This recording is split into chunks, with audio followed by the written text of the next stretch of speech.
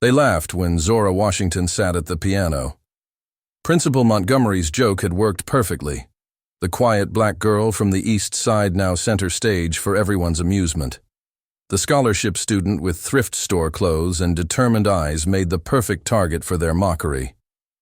Oakwood Preparatory Academy held its collective breath, phones ready to capture her humiliation. No one noticed her fingers, how they moved with practiced precision as they settled on the keys. No one knew about the ancient upright piano in her aunt's apartment where she played each night after finishing her chores. No one expected the haunting melody that suddenly filled the auditorium, silencing every whisper. In that moment, as music transformed the space between cruelty and creation, Zora Washington wasn't just playing the piano. She was reclaiming her story, note by perfect note. The winter light filtered weakly through the tall windows of Oakwood Prep's main hall as students hurried between classes, their designer boots squeaking against the polished marble floors. Zora Washington kept her head down, navigating the crowded hallway with practiced efficiency, her second-hand backpack clutched close, her chemistry textbook balanced carefully in her arms. She was 15 minutes early to class as always, finding safety in empty classrooms and the precious moments before others arrived. Ms. Winters, the chemistry teacher, looked up from her desk with a small smile as Zora entered. "Early again, Ms. Washington?" Zora nodded, sliding into her seat in the back corner. "I like the quiet," she replied softly, organizing her notebook and pens with methodical precision. Ms. Winters observed her for a moment, then returned to her grading, the silence between them comfortable, familiar. The classroom began filling with students, their voices rising in volume as they shared weekend stories and complained about upcoming exams. No one sat next to Zora, the unspoken boundary around the scholarship student maintained as reliably as the school dress code. Cameron Phillips and Olivia Barrett claimed their usual seats in the front row, their matching Oakwood lacrosse jackets and easy confidence marking them as the royalty of junior year. "Attention everyone," Ms. Winters called, rising from her desk. "Before we begin today's lab, I'd like to announce that sign-ups for the Spring Arts Showcase are now open in the main office." Small murmurs of interest rippled through the classroom. This year's showcase will be attended by several alumni on the Board of Trustees, including representatives from various performing arts programs, she added, glancing meaningfully at several students known for their artistic pursuits. Olivia's hand shot up. "Is it true Harvard's music department is sending someone?" she asked, her voice carrying the certainty of someone whose parents' donations came with advance information. Ms. Winters nodded. "Yes, though I believe they're primarily interested in classical performances this year." After class, as students streamed into the hallway, Zora overheard Cameron and Olivia discussing the showcase. "My piano piece is practically ready," Olivia was saying. "Mom hired Mr. Abramson from Juilliard for private coaching this semester." Cameron nodded. "Dad says if Harvard likes what they see, he can make a call to the Dean of Admissions." Zora kept her head down, passing them quickly but not quickly enough. "Hey, scholarship," Cameron called, the nickname he'd given her in freshman year still stinging 2 years later. "Planning to sign up for the showcase? I hear they need someone to organize the programs." Laughter followed her down the hallway. The bus ride from Oakwood's manicured campus to East Side took 45 minutes, crossing invisible boundaries that separated Zora's two worlds, with each passing mile. The gleaming skyscrapers and boutique shops gradually gave way to discount stores and apartment buildings with security. Bars on the windows, Zora used the time to start her homework, the gentle swaying of the bus familiar after 3 years of the same routine. Aunt May's apartment was on the 3rd floor of a building with an eternally out-of-order elevator Zora climbed. The stairs, her backpack heavy with textbooks, the smell of different cooking traditions mingling in the hallway. She unlocked the door quietly, knowing her aunt would be resting before her night shift at the hospital. The apartment was small but immaculate.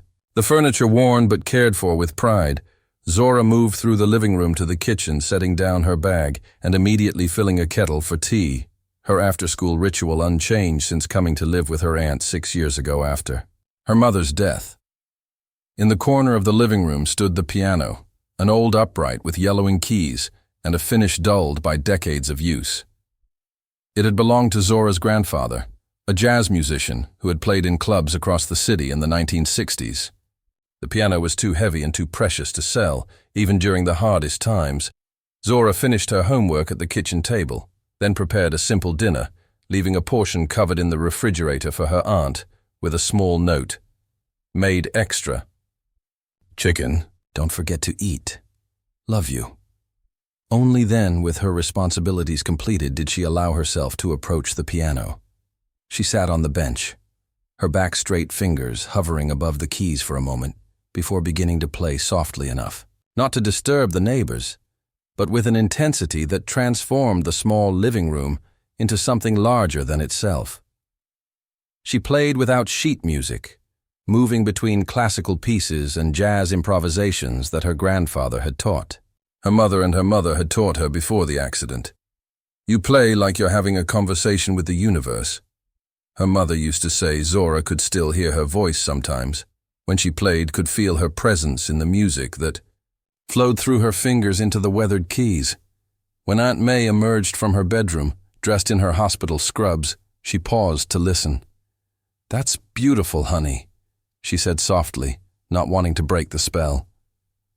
"New composition?" Zora nodded, her fingers continuing their dance across the keys. "Still working on it," she replied. "It's not quite right yet." Aunt May watched her niece with a mixture of pride and sadness. "You know," she said hesitantly, "the showcase at your school, the one. You mentioned they're looking for musicians, right?" Zora's hands faltered on the keys, the music stopping abruptly. "I can't," she said simply. "Why not?" Aunt May pressed gently.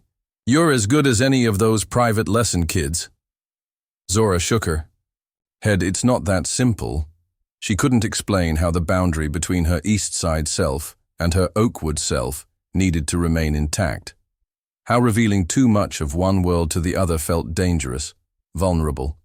Besides, she added, Mr. Abramson, from Juilliard, is coaching Olivia Barrett. Aunt May sighed, recognizing the familiar resistance. "Just think about it, okay? Your mother would have wanted you to play." She glanced at her watch. "I've got to run early shift tonight. Don't stay up too late." After her aunt left, Zora returned to the piano, playing louder now, her fingers expressing the frustration and longing she kept carefully contained during school hours, letting the music say what she could not. The next morning at Oakwood, a crowd had gathered around the main bulletin board where the showcase sign-up sheets were posted. Zora skirted the edge of the group, overhearing fragments of excited conversation about who was performing what, watching as students confidently added their names to the lists. Principal Montgomery stood nearby, observing the enthusiasm with satisfaction, his tailored suit and perfectly knotted tie embodying Oakwood's polished image. He noticed Zora hovering at the periphery and approached with the smile. He reserved for scholarship students a mixture of charity and condescension. "Ms. Washington," he said loudly enough for nearby students to turn and look. "Not signing up for our showcase? Surely you must have some hidden talent we haven't discovered yet." There was something in his tone, a challenge wrapped in false encouragement, that made Zora's cheeks burn. "I'm focusing on academics this semester, sir," she replied quietly, wanting nothing more than to disappear into the polished marble floor beneath her feet. "Nonsense." Principal Montgomery continued, "Everyone participates at Oakwood. That's our tradition of excellence." He placed a hand on her shoulder, steering her toward the sign-up sheets. "What about the piano? We have that lovely grand in the auditorium just sitting there waiting for someone to make use of it." A few snickers emerged from the watching students. Olivia Barrett's voice carrying clearly, "She probably doesn't even know which end of the piano to sit at," Zora felt, trapped between the principal's insistent hand and the watching eyes of her classmates. "I don't play." She lied the words bitter on her tongue. "Well, no time like the present to learn," Principal Montgomery replied with a laugh that others quickly echoed. "I'll put you down for the piano segment. We can always use a bit of comic relief between the serious performances." He wrote her name on the sheet with an exaggerated flourish. "2 weeks from today, Ms. Washington, I look forward to your debut." The bell rang, saving Zora from having to respond as students dispersed to their classes. She remained frozen, staring at her name on the list, feeling as though she'd been maneuvered into a corner with no dignified escape. "Don't worry about it," a voice said beside her. Zora turned to find Daniel Chen standing there, his violin case slung over his shoulder. "Montgomery does this every year, finds someone to embarrass for his amusement." Daniel was in Zora's AP Literature class, quiet like her, but not invisible. His family had moved from Beijing 3 years ago, and despite his flawless English, he remained somewhat apart from Oakwood's established social hierarchies. "Great, that makes me feel so much better," Zora muttered. Daniel studied her for a moment. "You could just play something simple, you know? Just get through it." He paused. "Or I could help you practice if you want." The offer was kind but unnecessary in a way Daniel couldn't understand. "Thanks, but I've got to get to class," Zora said, turning quickly away before she revealed too much. For the next week, Zora endured knowing looks and whispered comments as word spread about her performance, some students offering mock encouragement, others making no attempt to hide their anticipation of her public humiliation. The showcase was a major event at Oakwood, and her forced participation had become an amusing subplot in the larger drama at home she played with renewed intensity, sometimes until her fingers ached, and Aunt May gently suggested she get some rest. "You've been at that piano every night this week," her aunt observed. "Is everything okay?" Zora considered telling her about the showcase, about Principal Montgomery's manipulations, and the choice that now lay before her: reveal her true self and risk everything, or accept the humiliation they had planned for her, just working through some stuff. She said instead. The Sunday before the showcase, Zora made her decision. She sat at the family piano, running her fingers along the keys, remembering her mother, remembering her grandfather, their music living on through her hands. "Okay," she whispered to herself. "Let them laugh." The morning of the showcase. Oakwood's auditorium buzzed with activity. Tech students adjusting lighting, student volunteers arranging programs, families and faculty filing into seats. Principal Montgomery stood at the entrance greeting board members and alumni with practiced charm. Backstage performers warmed up nervously. Olivia Barrett ran through scales on a keyboard, her private coach making last-minute adjustments to her technique. Daniel tuned his violin, occasionally glancing toward the door, as if looking for someone. Zora arrived exactly 15 minutes before, her scheduled slot slipping backstage quietly. Wearing the one formal outfit she owned, a simple black dress that had been her mother's, carefully altered to fit her smaller frame. "Washington, you actually showed up." Principal Montgomery's surprise was evident as he checked her name on his clipboard. "Well, the piano's all yours in 10 minutes. Try not to damage it."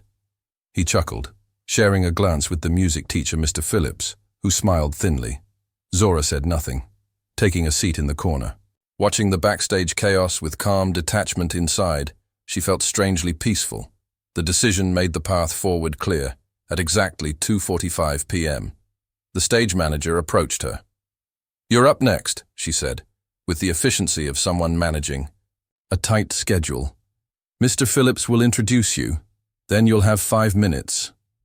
Zora nodded, rising smoothly from her chair and walking to the wings of the stage where she could see the gleaming grand piano waiting in the spotlight. She took a deep breath as Mr. Phillips stepped to the microphone.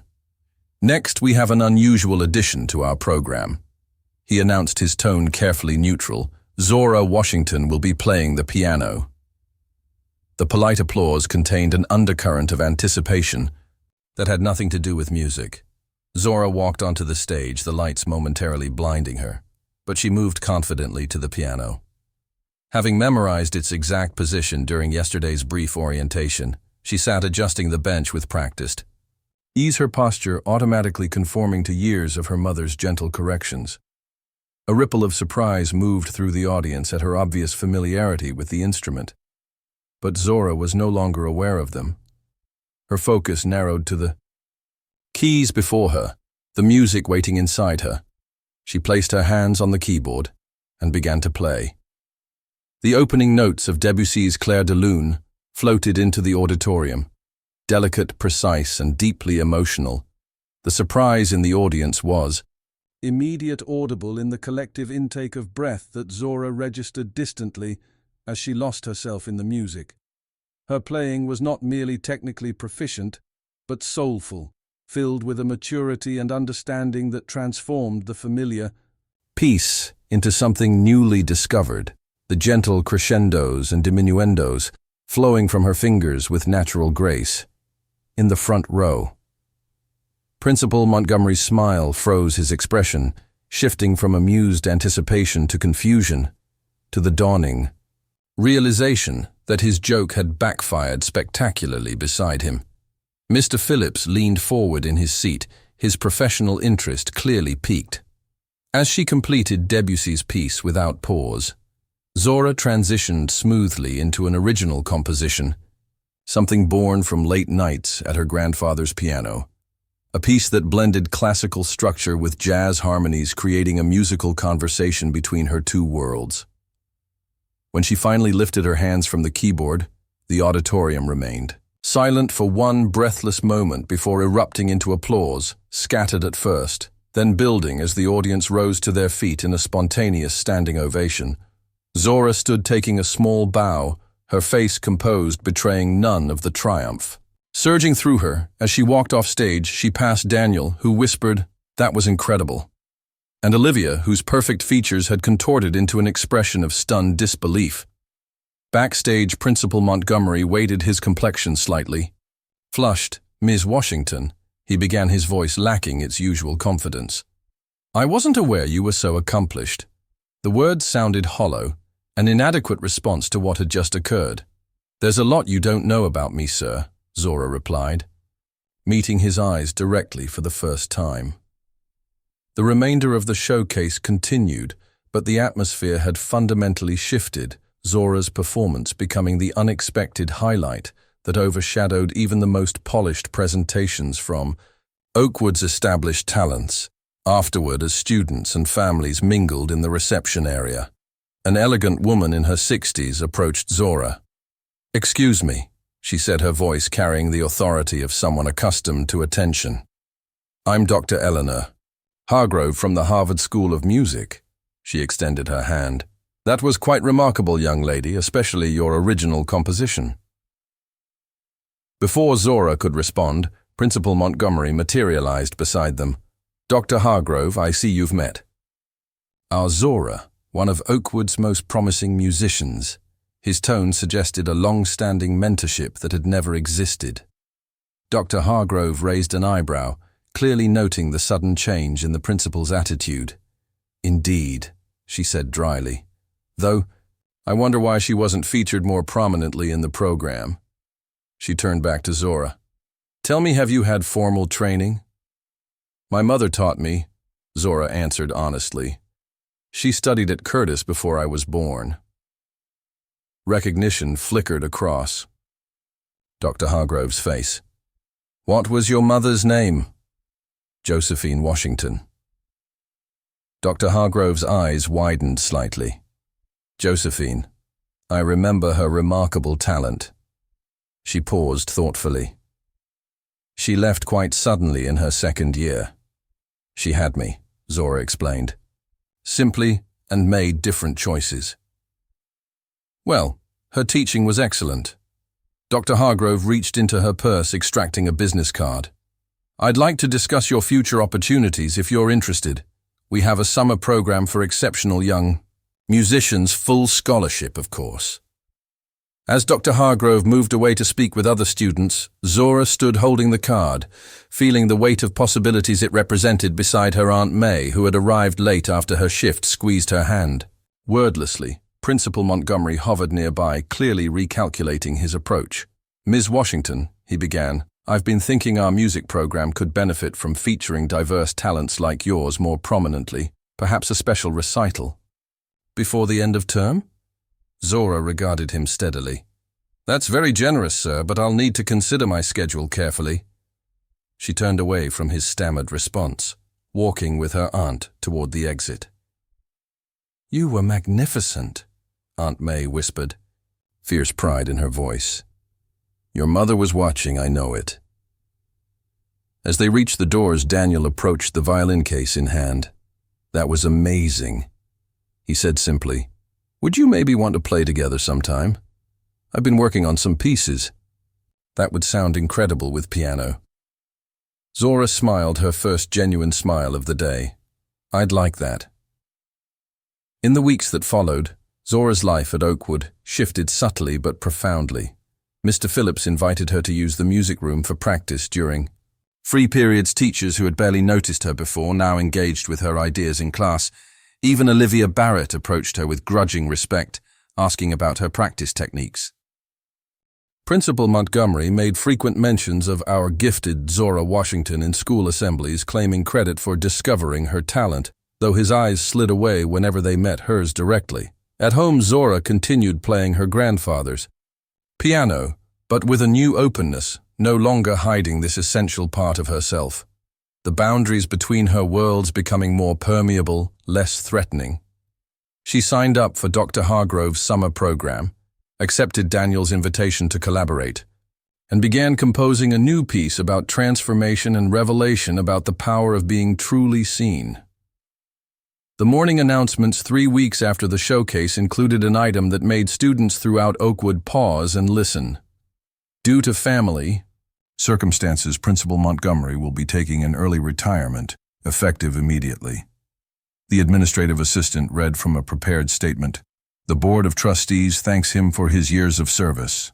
Later, Zora would learn through the school grapevine that several parents had raised concerns about Montgomery's treatment of scholarship students, that his joke with Zora had been the final incident in a pattern long overlooked. As spring bloomed across Oakwood's campus, Zora walked with a new confidence. Her music no longer a secret, but a declaration. The notes she played building bridges between worlds that others had tried to keep separate. They had laughed when Zora Washington sat at the piano, but she had transformed. Their laughter into applause, their mockery into respect, proving that sometimes the most powerful response to cruelty is simply to reveal your true self in all its unexpected brilliance. A year later, Zora stood on the stage of Boston Symphony Hall, her fingers poised above the keys as she prepared to perform her original composition for the Harvard summer program's concluding recital. In the audience sat Aunt May, beaming with pride beside her Daniel and several of Zora's Oakwood classmates, who had made the journey to support her. Zora took a deep breath and began to play her music, telling the story that words never could about a girl from Eastside who crossed boundaries, about ancestors whose gifts lived on through her hands, about the power of being underestimated and the sweetness of proving everyone wrong. As the final notes resonated through the hall, Zora smiled to herself, thinking of her mother, of her grandfather, of all the hands that had helped guide here's to this moment. They had laughed when she sat at the piano, but now they listened. And in that listening, something essential had changed, not just for Zora, but for everyone who had witnessed her journey from silence to symphony, from mockery to mastery. Have you ever wondered how many talented voices remain unheard because we decide who deserves to be listened to based on where they live, what they wear, or how they speak? Zora's story reminds us that brilliance doesn't always announce itself, that sometimes it waits quietly for the right moment to transform pain into beauty, mockery into music, laughter into applause.